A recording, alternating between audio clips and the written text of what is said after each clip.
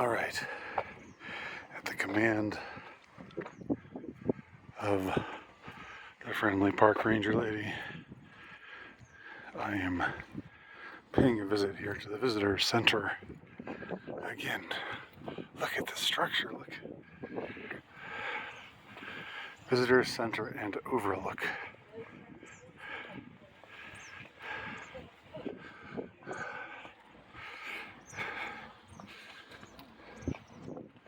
Look at this place. It looks like, I don't know, is that granite or is it just cement? It's very imposing. Very imposing structure out here in the wilderness.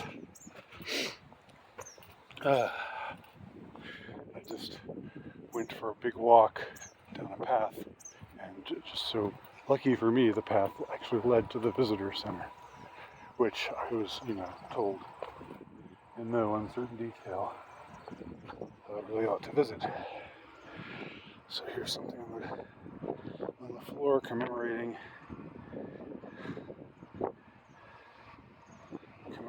the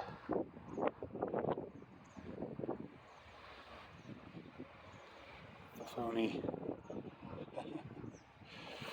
I shouldn't be too.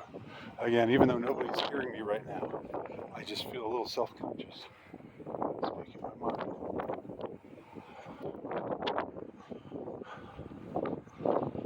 Not because I'm afraid, but just because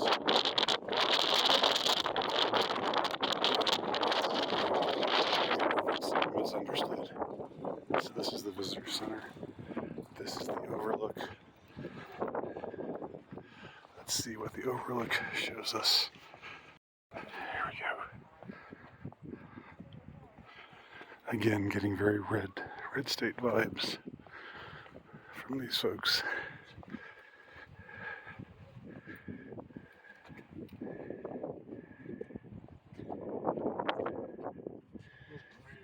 No, you're good.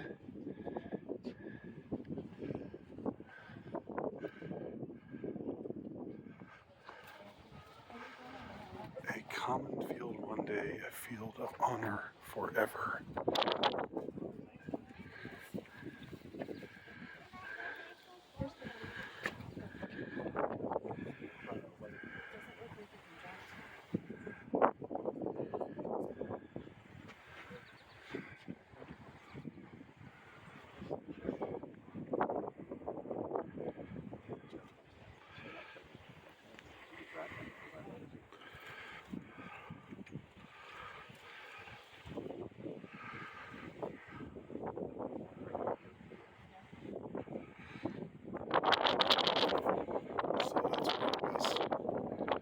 Moments ago,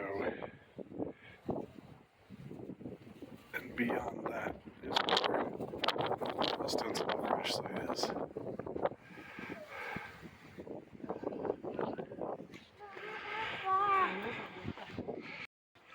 So there's a kind of weird paradox. I'm not sure what to make of it. It seems that among red state type people, there's more of like this, what they call the Great Awakening, where you don't believe the lies anymore. But it seems that there's also a still very hardy, how do I put it? There still seems to be a very hardy spirit of believing the official story of 9/11. That still seems to be important amongst a strong segment of the red state population. You kind of think sometimes, well, the Reds, the right, the conservatives,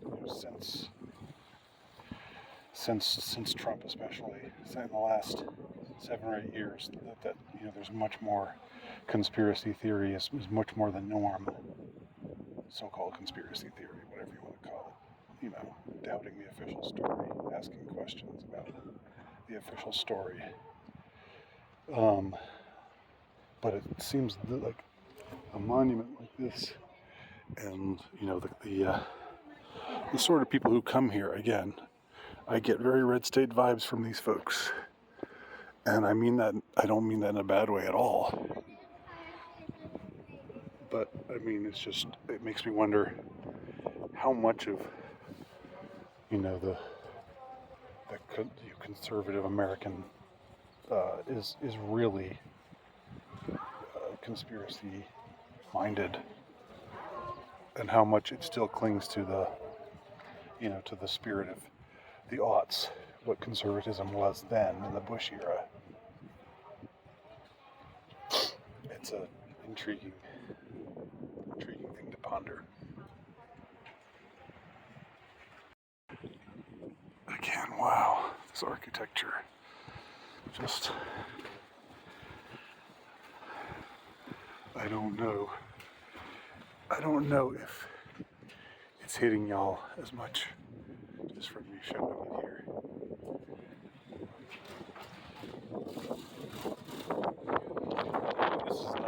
This is an imposing architecture.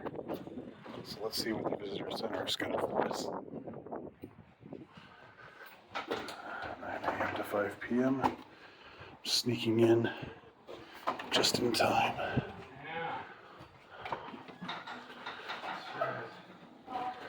Join us for a virtual day, National Day of Learning 9/11. It's heavy, so Thanks. Calling all educators.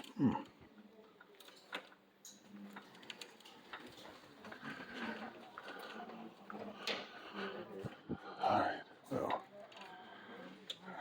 we got the gift shop.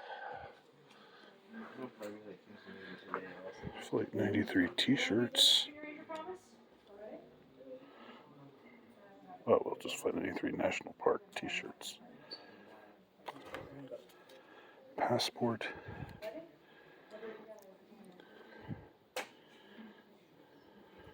Passport to your national parks.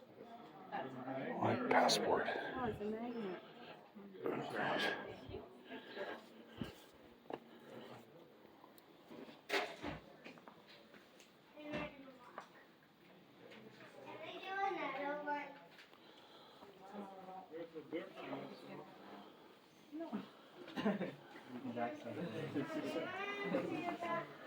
These are some of the books that they've got on sale here.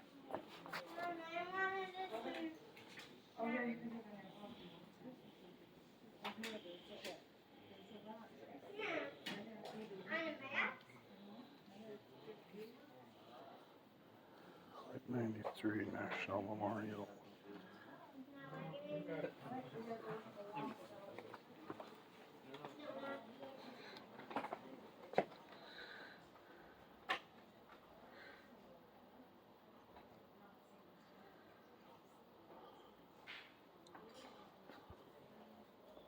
I remember this book from years and years ago.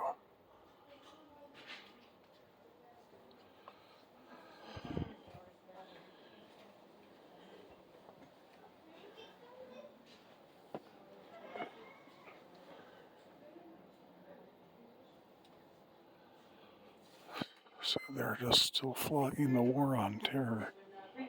The war on terror stuff.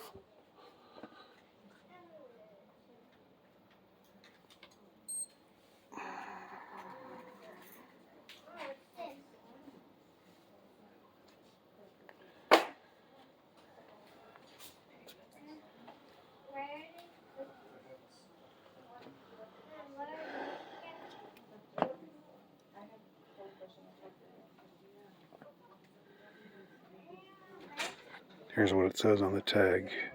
Memorial on the tag for this t-shirt. September 11th, 2001 began as an ordinary day, but the day was transformed when terrorists hijacked 4 commercial airliners to attack America. Flight 93 National Memorial honors the extraordinary courage of the 40 passengers and crew members whose actions thwarted the terrorist plan to fly the plane into a target in Washington, D.C.